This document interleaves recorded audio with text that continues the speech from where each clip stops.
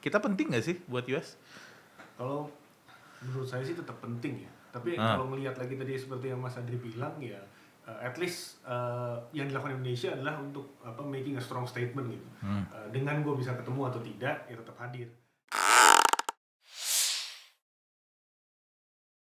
Ya, selamat datang di podcast Ngobrolin HI, tempatnya isu-isu global jadi obrolan sehari-hari. Gua Idil. Gua Adri. Gue Albert. Gue Mia. Oke, kali ini kita ngobrolin lagi tentang Prabowo yang jalan-jalan ke luar negeri beberapa hari, 2 minggu lebih ya. Kali ini kalau sebelumnya kita ngobrolin tentang China, sekarang ngobrolin ke US, lalu kemudian ke negara-negara barat. Nah, ini di layar udah ada artikel dari The Economist, menarik. Indonesia's Prabowo is desperate to impress Trump and Xi. Seakan-akan kita ingin ngejilat kali ya ke Trump lalu kemudian ke Xi Jinping, dua kepala negara dari dua negara adidaya saat ini. Mbak Mia, ada pendapat tentang ini, Mbak? Ini luar biasa sekali memang judulnya. Mas Adri udah ketawa ini. Oke, kalau misalnya desperate ini kata-kata yang sangat kuat ya. Sangat kuat mungkin. Try to impress, ya betul sekali. Tapi kita harus lihat lagi, kenapa sih dia try to impress Trump dan Xi Jinping? Karena dari dulu Prabowo tuh selalu bilang bahwa bonus demografi Indonesia ini tahun 2035 itu sebetulnya sudah habis, ya kan? Jadi dari awal kita harus menciptakan ketahanan dan juga ekosistem ini buat iklim investasi di Indonesia ataupun untuk keamanannya. Gitu. Jadi ini mungkin adalah langkah dia untuk berjaga-jaga dari sekarang, bagaimana harus menimbulkan first impression yang bagus untuk menjaga ya tadi itu, bagaimana dia memperjuangkan kepentingan nasionalnya. Itu sih menurutku. Oke, Mas Adri ada pendapat? Ya at least misalnya kayak kalau kita ke US-nya ya, ngapain sih ketemu dengan pergi ke US kunjungan, tapi cuman ketemu dengan Biden yang cuman tinggal 2 bulan lagi nih, udah jadi lemdak, nggak ketemu Trump. Trump cuma lewat telepon doang, Mas. Enggak, kalau saya berusaha menjawab dari artikel ini ya, saya nggak berusaha keluar kemana-mana dulu ya. Sip. Dan sekali lagi tadi saya tegaskan ya, kita kan nggak pernah tahu kan kenapa dia ke sana, kenapa dia nggak pergi ke sini misalnya, kan kita nggak tahu. Jadi saya sah-sah aja dong kalau saya menerjemahkan apapun ya. Jadi yang pertama saya akan berusaha menjelaskannya secara idiosinkretik. Yang pertama, Trump itu adalah seorang yang sangat menghargai orang yang menghargai dia di masa lalu. Jadi contohnya, dia itu, Trump itu mencoret beberapa nama yang loyal sebetulnya pada masa pemerintahan pertama dia. Salah satu yang saya tidak sebut nama adalah Mike Pompeo. Dia tuh orang dekatnya Trump loh, tapi dicoret. Kenapa? Karena dia orang yang terlambat untuk mengakui bahwa Trump itu mau naik lagi. Itu dicatat sama dia. Jadi konteksnya apa ke sini?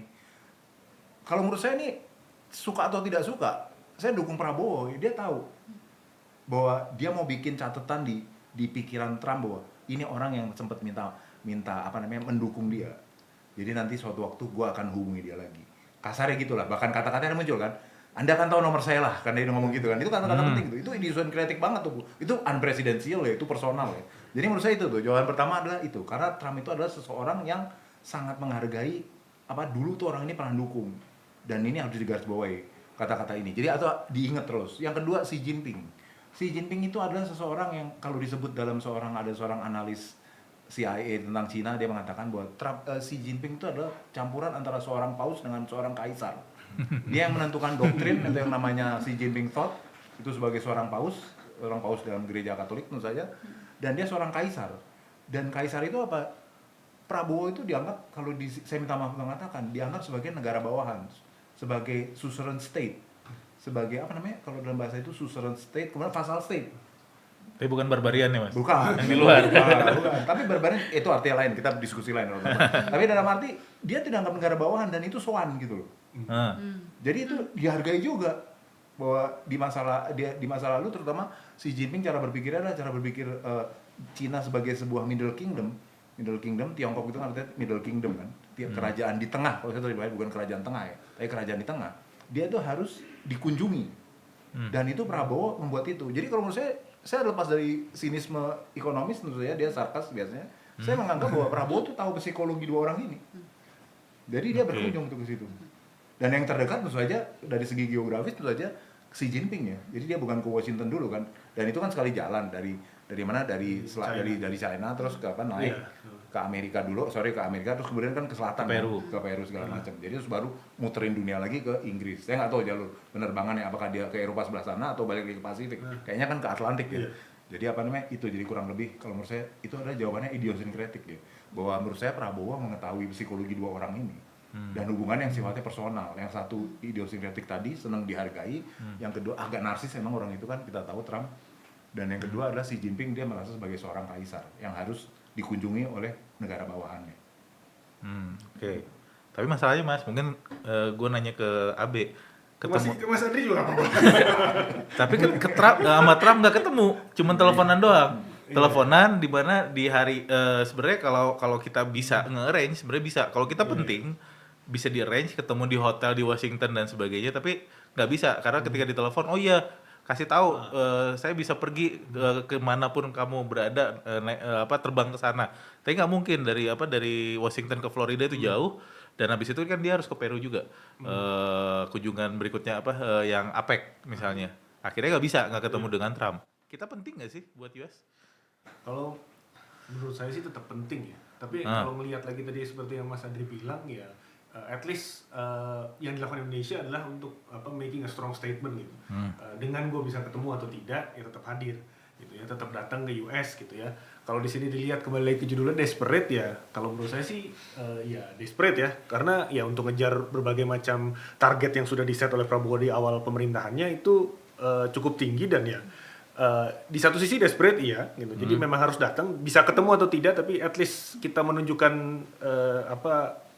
good intention gitu, willingness untuk datang ke Amerika Serikat untuk berbicara gitu ya. Karena Indonesia juga pada akhirnya punya banyak kesepakatan seperti misalkan kalau berbicara dengan negara-negara barat, dengan Eropa ada masalah tentang nikel, kemudian CPO yang pada mana sekarang kalau saya nggak salah mungkin nanti dikoreksi kalau salah ya. Di WTO sekarang Indonesia mau banding ya kalau nggak salah, tapi mekanisme bandingnya lagi di hold sama US dan nggak tahu nanti Trump akan seperti apa. Jadi at least kita bikin komitmen, bukan komitmen ya, tapi seperti statement bahwa kita mau berbicara nih gitu, seperti soal tadi yang Mas Andri bilang. Jadi pada akhirnya nanti ketika dibutuhkan mungkin ya kita sudah tahu nomor teleponnya tadi dibilang. Jadi pada akhirnya ini di satu sisi desperate tapi di sisi lain sesuatu yang within Prabowo calculation gitu, semua dikalkulasi dan ya salah satu yang mungkin terlepas dari kita setuju atau tidak dengan bebas aktif, salah satu enaknya bebas aktif adalah kita kemudian bisa macam-macam ngomong dan mengimplementasikan itu dari berbagai macam angle. Itu yang berbagai negara atau scholars dari Europe misalkan mengatakan bahwa banyak negara yang pengen seperti Indonesia gitu. Terlepas sekali lagi diskusi atau perdebatan terkait bagaimana seharusnya bebas aktif, tapi dengan bebas aktif itu kita bisa ke Xi Jinping, kita bisa ke Trump, kita bisa ke Brazil nanti, bisa ikut COP, bisa ikut G20, tapi bisa ikut daftar OECD, bisa daftar ini, semua bisa gitu. Dan sepertinya banyak negara juga yang jealous dengan kita kok dia bisa ya. Kalau tadi dilihat kalau yang belum nonton video yang sebelumnya, ketika Indonesia tadi masih dibilang seharusnya memilih gitu. Kalau saya mengatakan ya nggak usah, kalau bisa untuk tidak memilih biarin aja. Itu akan mungkin lebih baik untuk Indonesia ke depannya gitu ya. Jadi di satu sisi desperate tapi ya itu semua sudah dikalkulasikan sih kalau menurut saya dan masuk akal gitu. Saya setuju dengan Mas Andri di sisi itu. Oke, Mbak Mia. Kalau tadi kan saya nanyanya Indonesia penting nggak buat US? Nah sekarang US pentingnya buat Indonesia apa? Waduh. Itu sekali lagi harus dilihat dari banyak sisi ya. Ya. Tapi mau sisi yang mana nih Mas Idil? Ya apa kepentingan vital kita yang kemudian bisa di-provide oleh US misalnya? Oke. Vital ya, kalau ngomongnya vital ya. Aku boleh bicara dari sisi industri misalnya. Silakan. Sebagai operasional aja gitu ya. Masih banyak sekali barang-barang dari US yang menjadi vendor utama untuk industri kita kan. Global supply chain kita juga masih sangat tergantung dengan US gitu. Dan misalnya untuk industri-industri banyak juga kerjasama dengan industri-industri US yang bisa menciptakan diversifikasi produk yang memang luar biasa, dan kita juga menciptakan pasar. Salah satu yang saya yakini Prabowo coba ketika kita ke US atau ke China adalah memperkuat power marketnya Indonesia gitu. Sehingga yes, US masih sangat penting untuk Indonesia dalam sisi ekonomi. Gitu. Kalau untuk pertahanan sepertinya dia Prabowo ini masih pengen kesana dan kesini ya seperti ya tadi ya. Cuma kalau untuk sisi ekonomi itu juga masih sangat penting sih, Mas Ideal. Gitu. Oke, sangat penting. Berarti penting juga buat kita malah setelah ini mungkin bulan Januari dilantik, bulan Februari mungkin kita ketemu Trump aja. Kan gua jalan-jalan lagi walaupun Jalan-jalan lagi. kemarin Prabowo baru bilang kalau bisa jangan keluar negeri. Anggaran lagi kecil. Yang kemudian lagi pejabat-pejabat kalau bisa jangan keluar negeri dulu. Mungkin kalau dia boleh lah ya. Boleh lah. Mas Adri, hubungan dengan Barat nih Mas? Dengan Trump nih sekarang kemudian yang akan jadi presiden, lalu kemudian Indonesia idealnya gimana ya Mas? Biar kita bisa kemudian ya bisa secure ourselves karena Trump itu kan transaksional Mas, dan bahkan mungkin malah ngelihat Indonesia penting atau nggak penting. Kalau dulu waktu zaman Trump pertama kita nggak penting nih, nggak pernah Trump datang ke ASEAN, nggak pernah Trump datang ke Indonesia, karena ngerasa bahwa Asia Tenggara nggak penting. Nah sekarang gimana caranya tadi supaya kita ada di petanya Amerika Serikat dan kita bukan negara yang kena impact Trump Trump ekonomik atau apa yang dengan tarif tinggi lah dan sebagainya. Loh, saya jujurnya saya belum lihat ya apa langkah Indonesia menghadapi masa depan Amerika pasca Trump ya. Karena kan kalau negara lain sudah pada siap-siap tuh, entah cari muka lah, Taiwan salah satunya sekarang beli senjata lah, karena kan transaksional katanya kan. Tapi Indonesia saya belum lihat tuh apa tuh. Terutama untuk untuk mengamankan diri dengan hubungan dengan Eropa. Sayangnya tuh itu dia tadi kan. Kita tuh kan negara yang tidak pernah siap kan. Kita kan cuma ikut arus kan. Itu kan repotnya gitu kan. Padahal harusnya kita harus berpikir tuh, kita sekarang deketin Eropa lah. Kita siap-siap deketin Eropa. Karena bagaimanapun Eropa sekarang kan mau jadi kekuatan militer di Indo-Pasifik kan. Suka atau tidak suka mereka sedang berusaha masuk. Padahal kita punya kepentingan juga nih di Laut Cina Selatan. Kalau Indo-Pasifik terkait dengan Laut Cina Selatan tentu saja. Kenapa? Karena jangan lupa kita punya tenaga kerja Indonesia yang sangat banyak di Taiwan. Kalau ada apa-apa kan kena itu. Itu kan tidak terpikir. Jadi sekali lagi saya tidak melihat Indonesia itu mendekati ke Eropa dalam konteks keamanan security. Karena menurut saya itu penting. Kalau ada apa-apa konflik kita minta tolong siapa? Amerika serius nggak sih nolong? Buktinya negara-negara aja udah pada siap-siap minta tolong Eropa kok. Bukannya bukan Amerika membuat alternatif lah, paling tidak membuat alternatif. Nah itu menurut saya tidak disiapkan tuh. Itu yang tadi saya bilang tadi, kebijakan luar negeri kan sesuatu yang terencana, terancang dan seterusnya. Dan harus ada alternatif, opsi 1, opsi 2 dan seterusnya. Kita tidak ada tuh. Kita sayang sekali tidak ada. Padahal menurut saya penting tuh. Dunia pasca Trump itu kan katanya dunia yang Amerika isolasionis kan. Nah, itu kan kita tidak berpikir, kita tuh harus ngapain ya nanti ya. Itu sayang tidak dipikirkan. Jadi kalau saya kemarin lihat, seingat saya kalau simbol kehadiran Eropa itu kan datangnya kapal perang Jerman, Bayern kalau saya nggak salah, ke beberapa negara. Seingat saya nggak mampir ke Tanjung Priok ya. Nggak mampir. Itu penting loh. Dia ke beberapa negara dia mampir.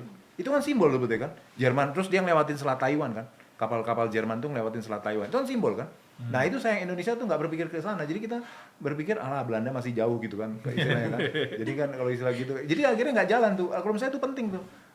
Eropa sebagai kekuatan alternatif, dan sekali lagi bukan kekuatan alternatif ekonomi ya. Karena kalau menurut saya ekonomi satu udah Beijing udah nggak ada pilihan dah. Tapi Eropa dan tidak dipikirkan, itu yang menurut saya sayang tuh. Oke. Jadi supaya perlu kita dekat dengan Barat kah? Dan gimana caranya? Mbak Mia? Mas Abe dulu nih. Atau Mas Abe? Mbak Mia dulu aja. Gimana tadi Mas Idil? Perlukah kita dekat dengan Barat? Lalu kemudian how? Oke. Tentunya perlu. Masih perlu. Masih ya. I don't know 50 tahun lagi mungkin ketika Mas Adri sudah jadi penasehat misalnya. Bukan, udah pensiun. Udah pensiun. Masih di Unpad.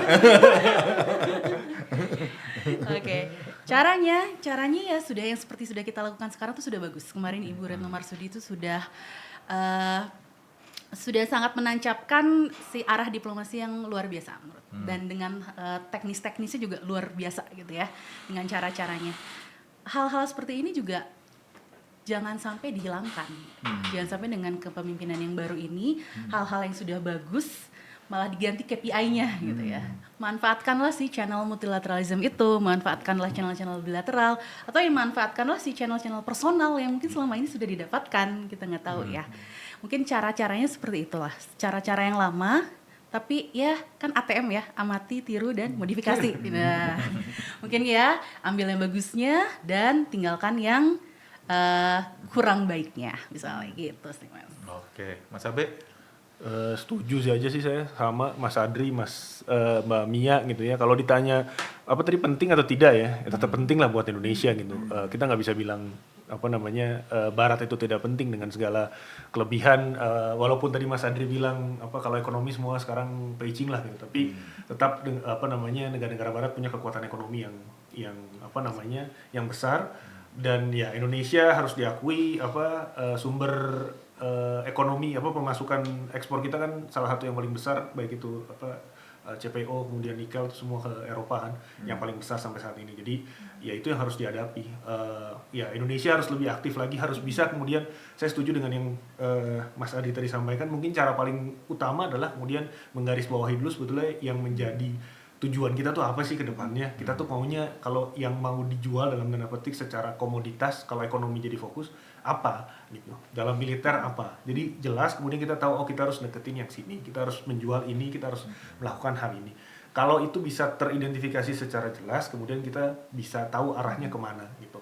Misalkan mengatakan bahwa kita harus berjuang demi diplomasi sawit misalkan, yaitu benar dijalankan, atau diplomasi militer ya kita harus diplomasi militernya ke siapa, kita tahu mana pihak-pihak yang dengan jargon bebas aktif tanpa memperlihatkan atau memilih blok mana, kita bisa tahu mau ke Cina kalau memang tentang ekonomi, kemudian besoknya ngomongin tentang CPO, ternyata kita ke Amerika Serikat menawarkan, atau kita mau tetap ke Eropa atau mau ke India gitu ya, tetap aja semua bisa. Tapi ya itu balik lagi kita punya definisi dan pemahaman yang jelas terkait dengan tujuan dari goal diplomasi kita tuh apa, goal dari foreign policy kita tuh apa, national interest kita tuh apa. Itu harus bahasa keren diejawantahkan atau realnya tuh apa gitu, ditulis dulu dalam sebuah dokumen publik yang memang kita bisa sama-sama tahu, dan kemudian bisa sama-sama lihat progresnya ke depan seperti apa, sudah sesuai atau belum.